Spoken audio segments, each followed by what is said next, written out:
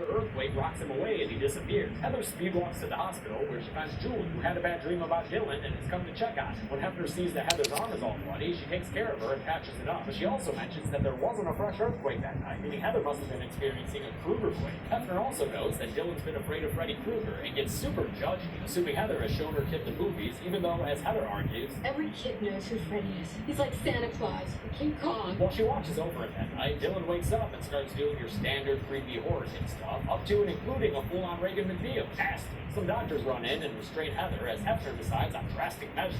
Cut this evil out of him. Then she turns into Freddy and Heather wakes up, leaving onto Dylan's empty hospital bed. It was just a nightmare, but it's one that gave her another gray rogue hair streak. She starts wilding out and going into off-limit areas of the hospital. Do you have a pass? Screw your pass. She finds Dylan and Julie, but all that kid wants to talk about is his dinosaur. So she says she'll go get Rex from home. You know that home isn't far from here, right? Across the freeway. That's right. But she doesn't make it out of the hospital, instead getting pulled into this back room that says dispensary on the door. But I don't think it's the same kind of dispensary as the one down the street with the green neon lights all over. You know what I mean? Some nurses come in and sedate Dylan against Julie's wishes. So despite her trying to keep him awake, the little fella can't help but fall asleep. The evil Freddy entity shows up, rising behind Julie and sporting his new green hat and Matrix duster. He takes a big swing at the babysitter, and her scream brings some nurses to the room who find her floating in the air. Julie is thrown against the wall by the Freddy entity, but Dylan is the only one who can see it. Better play in the pact. That means he's the only witness as the Frentity starts dragging Julie up the wall. In a truly awesome twist on the first ever Freddy Krueger kill, we get to actually see the Freddy entity in action, dragging Julie up the wall and across